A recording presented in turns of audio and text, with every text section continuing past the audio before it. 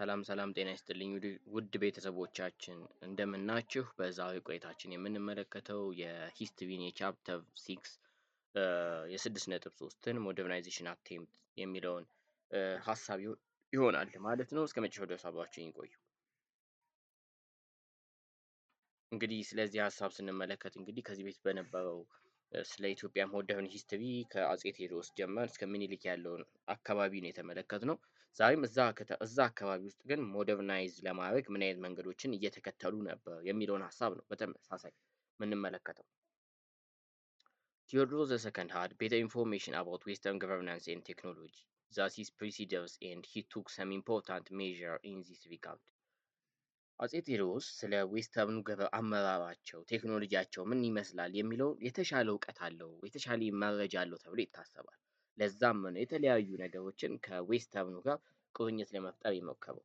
ለዛም ነው አጼ ቴዎድሮስ ኢንትሮዲውስ ሚሊተሪ ታይትል ለምሳሌ ያህል 10 አለቃ፣ 50 አለቃ፣ ሺህ አለቃ እያለ ሹመቶችን መስጠት የጀመረው። ከዚህ በተጨማሪ ደግሞ ስትራይቭ ቱ ሪፕሌስ ዘ ሪጂናል አርሚስ ኦፍ ዘ ዘመነ መሳፍንት ዊዝ ዘ ሳላቪድ ናሽናል አርሚ። እንግዲህ በዘመነ መሳፍንት ጊዜ የነበረው ሪጂናል አርሚን ስንመለከተው በዛም ተከፋፍሎ በእያንዳንዱ መሳፍንት እጅ የነበረ ነው። ታዲያ ይሄኛውን ነገር በማሻሻል ሳላቪድ የሆነ ናሽናል አርሚን ተከፋይ የሆነን አንድን አርሚ ለመገንባት ሞክሯል። try to manufacture firearms with the help of European missionaries and Ethiopian artisans at his workshop in Gafat near Debre Tabor. About 75 cannons were produced, of which the biggest one was Sebastopol. ከዚህ በተጨማሪ ደግሞ እንግዲህ የጦር መሳሪያዎችን ለማስመረትም እንዲሁ ሞክሮ ነበር ከኢሮፒያን ሚሽነሪዎች ጋር አንድ ላይ በመሆን። ለዚህም ብሎ ጋፋት አካባቢ ደብረ ታቦር አካባቢ ላይ የምትገኘው ሾፕ አካባቢ ነበረው። ወደ 35 የሚሆኑ መድፎች የተሰሩ ሲሆን ከነዛ ውስጥም በደንብ የሚታወቀው የሴባስቶፖል ነው ማለት ነው። ከዚህ በተጨማሪ አቴምፕት ቱ ቢልድ ስሞል ናቪ ቱ ሌክ ጣና አካባቢ ላይ ትንሽ የባህር ኃይል ለማቋቋም ሞክረዋል። ከዚህ በተጨማሪ ቢገን ዊዝ ዘ ኮንስትራክሽን ኦፍ ኢትዮጵያ ፈርስት ኢምብሮኒክ ሮድ ኔትወርክ ሊንኪንግ ደብረ ታቦርን፣ ጎንደርን፣ ጎጃሜን፣ መቅደላን የሚያገናኝን ሮድ ለመዘርጋት አስበዋል ወይም ሞክረዋል። ኢንትሮዲውስ ላንድ ሪፎርም። ከዚህ በተጨማሪ ባንድ ፖሊጋሚ፣ አንድ ሰው ከሁለትና ከዛ በላይ ሰዎችን እንዳያገባ ባን ያደረገበት ያገደበት ጊዜ እንደነበር ይነሳል ማለት ነው ቴዎድሮስ። ከዚህ በተጨማሪ ዩዝ ኦፍ አማሃሪክ ራይቲንግ የመጣበት ጊዜ ነበረ። ከዚህ በተጨማሪ ደግሞ በመቅደላም ደግሞ የላይብራሪ ስታብሊሽ አድርጓል በመቅደላ አካባቢ። ኦል ኦፍ ዊች ኮንትሪቢዩትድ ቱ ዘ ዴቨሎፕመንት ኦፍ ሊተራሪ አምሃርኛ ስነ ጽሁፍ በምን እንዲያድግም ይሄኛው እንደ ትልቅ ነገር ነበር ማለት ነው። ከዚህ በተጨማሪ ደግሞ ሪዲዩስ አማውንት ኦፍ ላንድ ሄልድ ባይ ቸርችስ አስ ዌል አስ ዘ ነምበር ኦፍ ፕሪስት ኤንድ ዲያቆን ሰርቪንግ ኤቭሪ ቸርች። በእያንዳንዱ ቤተክርስቲያን ውስጥ ያሉትን የቄስ እና የዲያቆናት ቁጥር ቀንሷል። ከዚህ በተጨማሪ ደግሞ እንግዲህ በቤተክርስቲያናት ተይዘው የነበሩትን መሬቶችንም እንዲሁ ሊቀንስ ሪዲዩስ ሊያደርግ ችሎ ነበር ማለት ነው። ታዲያ ይሄኛው ነገር ከኢትዮጵያን ኦርቶዶክስ ቸርች ጋር ብሮቱ ሂም ኢንቱ ኮንፍሊክት ውስጥ እንዲገባ ሊያደርገው ችሎ ነበር ማለት ነው። ነገር ግን የእሱ ሪፎርሞች ዌር ኖት ፉሊ ሪያላይዝድ ኦዊንግ ኢንተርናል ኤንድ ኤክስተርናል ቻሌንጅ ላይሆንለት ችሎ ነበር። ብቻ ግን በተለያዩ ሁኔታዎች መቅደላ ላይ እንግዲህ ኮሚቴድ ሱሳይድ ከሆነ በኋላ በደንብ የሚነሳው ንጉስ ማን ነው? ኢምፐረር ዮሐንስ ፎርዝ ነው። ታዲያ እሱንም እንዲሁ ስንመለከት he was the first Ethiopian monarch to appoint a foreign council to serve his representative in London.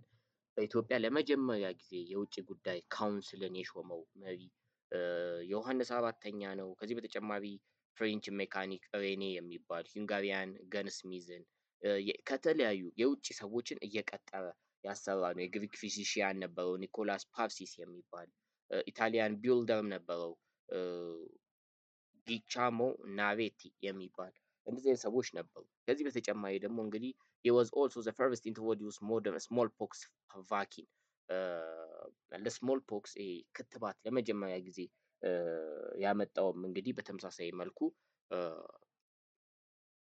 ራሱ ዮሐንስ ነበረ። his region also witnessed extensively treatment of syphilis in several towns። በተለያዩ ነገሮች ብቻ ዴቨሎፕ ለማድረግ ሞክረዋል። ከሱ በኋላ እንግዲህ ደግሞ ሚኒሊክ ነው ያለው።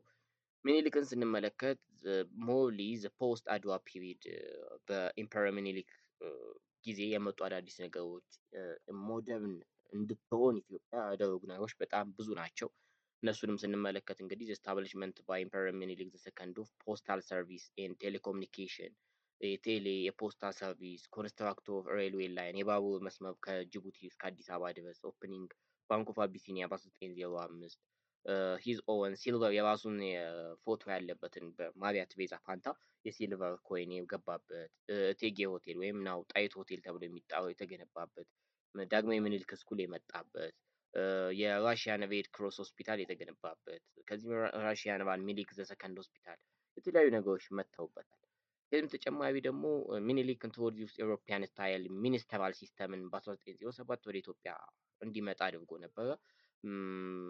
ከዚህም ስንመለከት አፈ ንጉስ ነሲቡ መስቀሉን እንደ ሚኒስተር ኦፍ ጀስቲስ፣ አዛዥ መታፈሪያ መልከ ጻዲቅን እንደ ሚኒስተር ኦፍ ኢምፔሪያል ኮርት፣ በጆ ወንድ ሙልጌታ ይገዙን ሚኒስተር ኦፍ ፋይናንስ፣ ፊታውራሪ ሀብተ ጊዮርጊስ ድነግዴን እንደ ጦር ሚኒስቴር፣ ነጋድባስ ኃይለ ጊዮርጊስ ወልደ ሚካኤልን እንደ ንግድ እና የውጭ ጉዳይ ሚኒስቴር አድርጎ ከዚህ በተጨማሪ ጸሐፌ ትእዛዝ ገብረ ስላሴ ወልደ አረጋይን እንደ ሚኒስቴር ኦፍ ፔን እያደረገ የሾመበት ጊዜ ነበር ማለት ነው። After he was incapacitated through illness, Minilik designed ልጅ ኢያሱ as heir to the throne and ራስ ተሰማ ናደው as regent in 1908 ዘንድ ልጅ ኢያሱ ይገባል።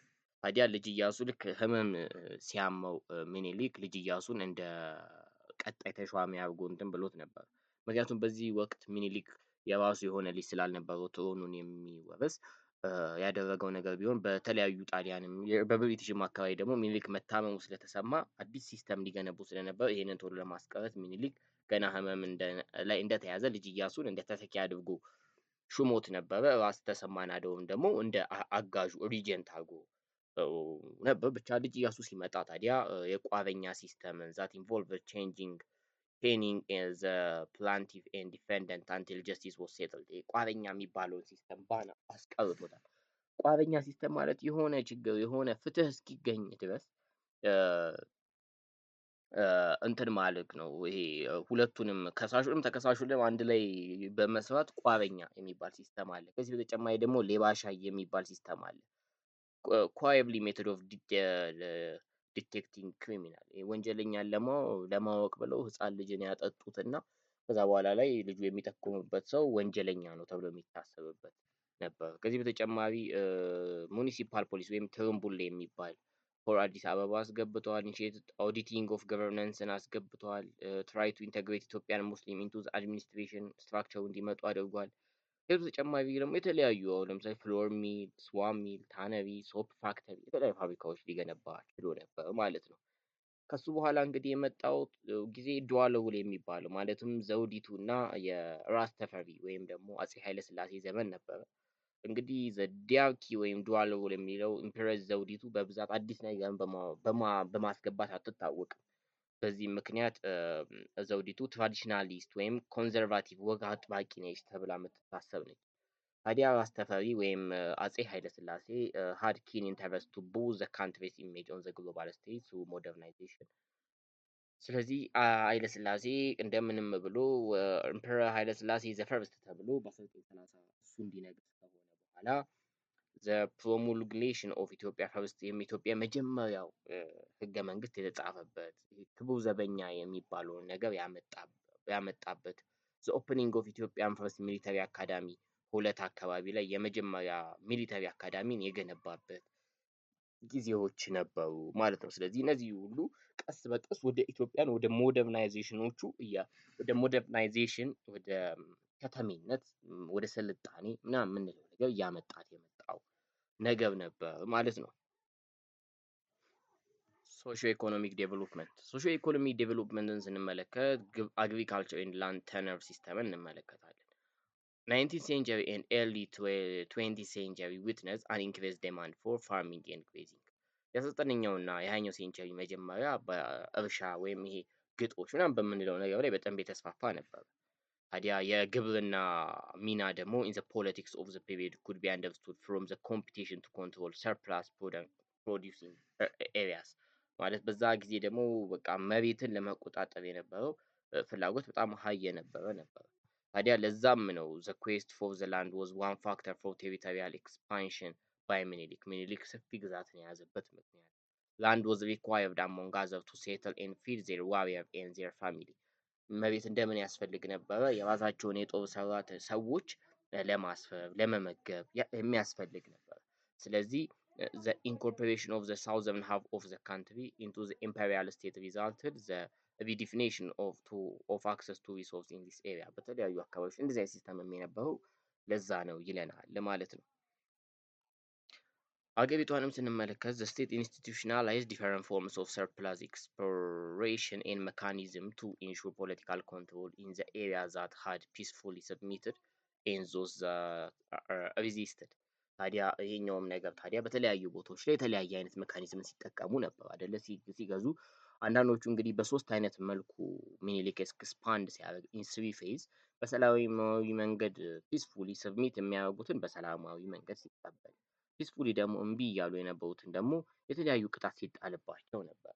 ታዲያ ኢምፑስፉሊ ሰብሚት ያደርጉ ኤሪያዎች ላይ ዘ ሎካል ፒፕል ሪላቲቭሊ ኢንጆይ ሰልፍ አድሚኒስትሬሽን በሰላማዊ መንገድ እገዛለሁ ያለው ማህበረሰብ ሰልፍ አድሚኒስትሬሽንን ተከትሎ እንዲኖር በት ዌቭ ሳብጀክት ቱ ፔይ ቁርጥ ግብር ወይም ቁርጥ ያለለት ግብር ፊክስድ የሆነ ታክስ እንዲከፍል ይደረግ ነበር። ፒስፉሊ ግን ሰብሚት አላደርግም ያለው ሪዚስት ያደረጉት አካባቢዎች ደግሞ ፕሌዝድ አንደር ዘ ነፍጠኛ ገባር ሲስተም በሚለው ስር እንዲገቡ የተደረጉበት ታዲያ ትሪቢዩት ፔየር ቱ ዘ ነፍጠኛ የሚከፍሉበት ስርዓት ነበር። ታዲያ ነፍጠኛ የሚባለው ነገር ሊተራሊ ምን ማለት ነው ስንል ማን አት አርም የሚል ትርጉም አለው ማለት ነው። ስለዚህ ሪፈር ስናደርግ ነፍጠኛ ሪፈር ቱ ዘ ኖርዘርን ሶሊደርስ ስቴሽን ኢን ዘ ሳውዘርን ቴሪቶሪ አንደር ዘ ኢምፔሪያል ባነር በነገስታቱ ስም ኢምፔሪያል ባነር ስር ነፍጠኛ የሚባለው ምንድነው ስንል የሰሜን ኖርዘርን ሶሊደር የሰሜኑ ወታደሮች ሲሆኑ ነገር ግን ስቴሽን አድርገው የተዘዋወሩት በደቡብ አካባቢ የሚኖሩትን ነበር ማለት ነው። ምክንያቱም በዛ አካባቢ ስለሆነ በስፋት ሚኒሊክ አንድ ያደረገው እዛ አካባቢ ላይ ሪፊውዝ ያደረጉትን ሰዎች የነፍጠኛ ገባር ሲስተምን ሲያከትል ስለነበረ ማለት ነው።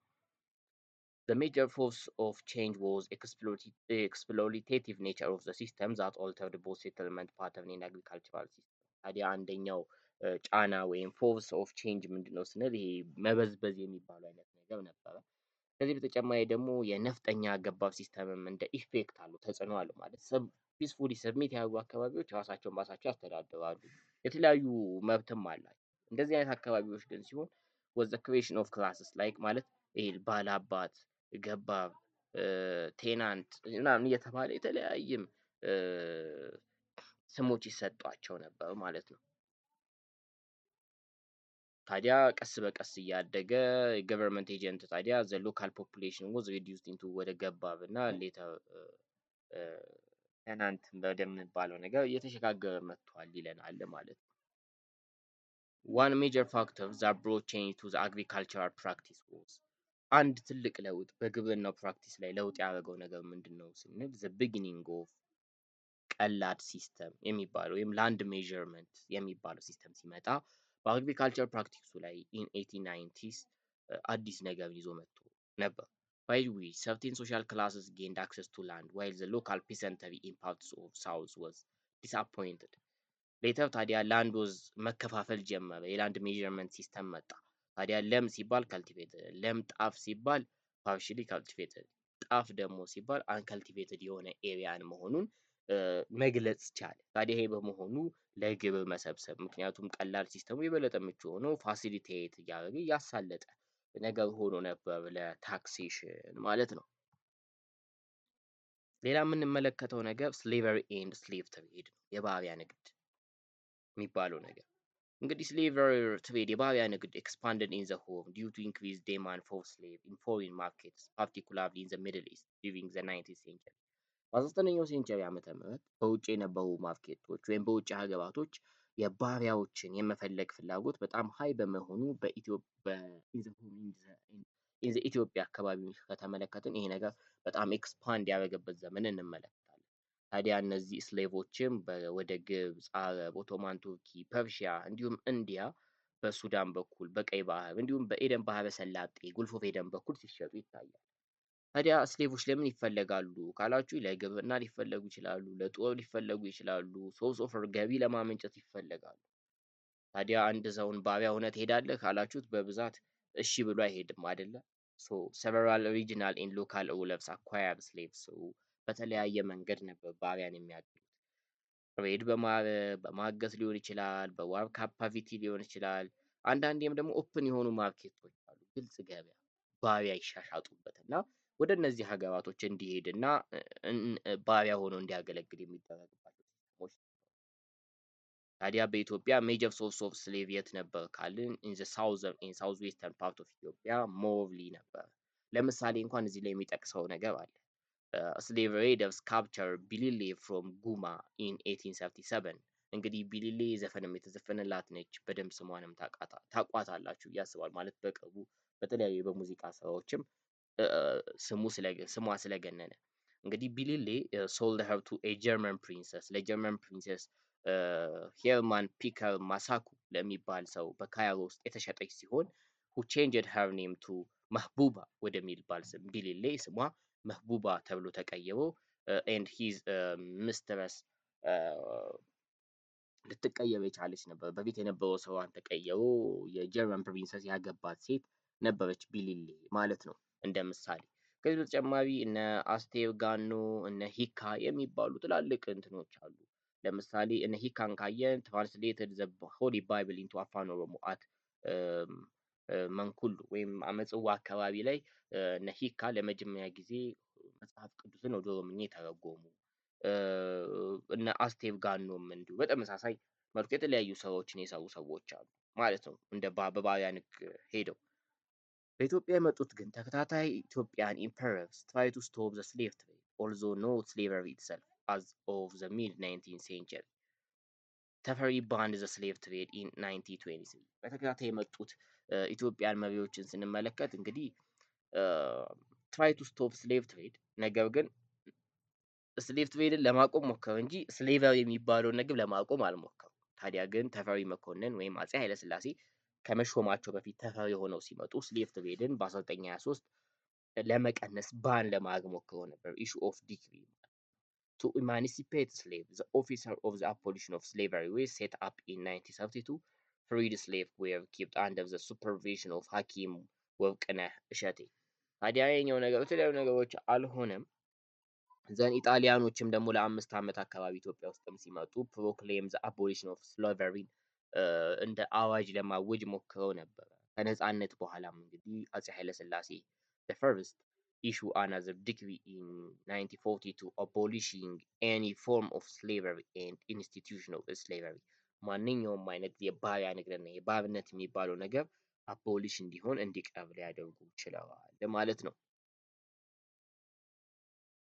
ሌላ የምንመለከተው ነገር እንግዲህ ማኑፋክቸሪንግ ማኑፋክቸሪንግ እንግዲህ the opening of legation in the post Adwa period was followed by the coming of many expatriates።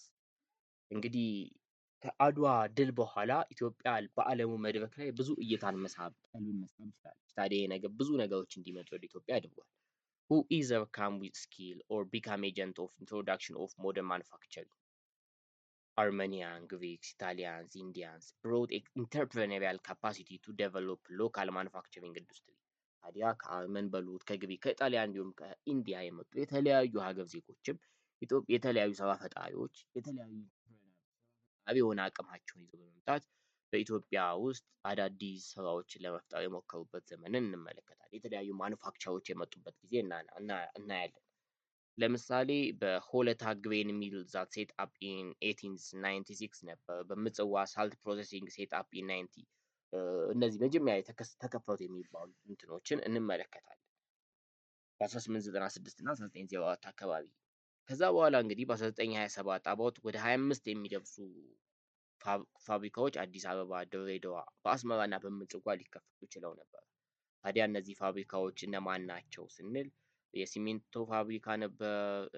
ይሄ የፕሌት አነቢ፣ የተለያዩ የአልሙኒየም ፋብሪካ፣ ይሄ ቶባኮ፣ የተለያዩ ቶባኮ ፕሮሰሲንግ ፕላንት፣ የተለያዩ ፋብሪካዎች በኢትዮጵያ የተከፈቱበት ጊዜ እንደነበር ይነሳል። ይሄ ጊዜ ማለት ነው ፖስት አድዋ የሚባለው ፒሪድ።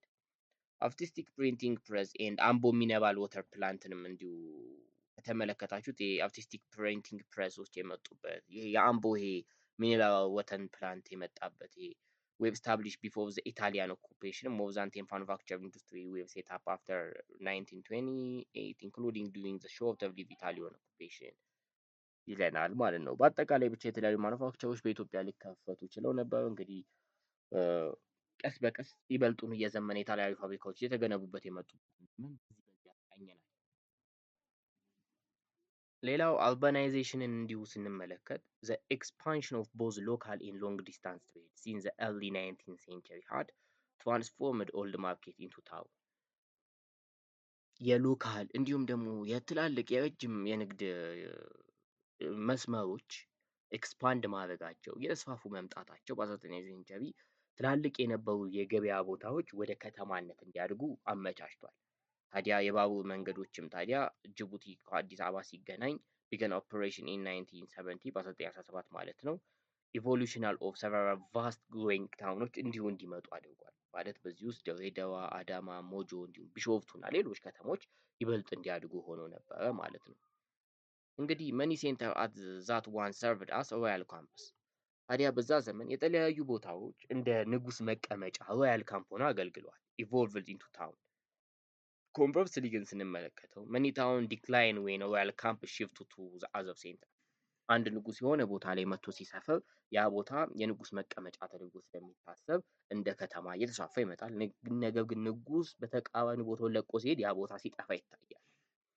ዋን ኦፍ ዘ ታውን ዛት ግሪው ስሩ ሰች ፕሮሰስ ዋዝ አዲስ አበባ። በዚህ ውስጥ ታዲያ የምናያት ታዲያ አዲስ አበባ ዋናዋ ነች።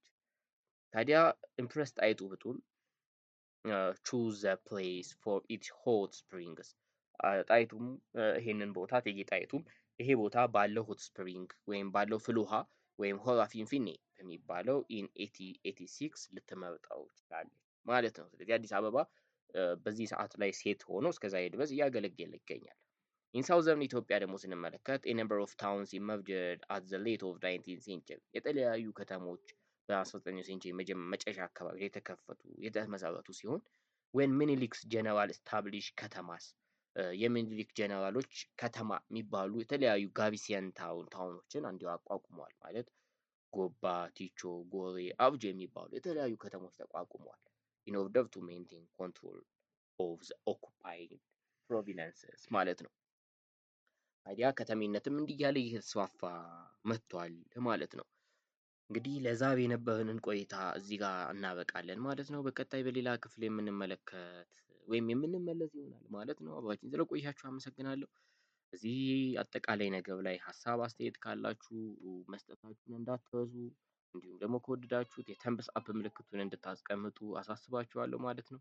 ደህና ሁኑ።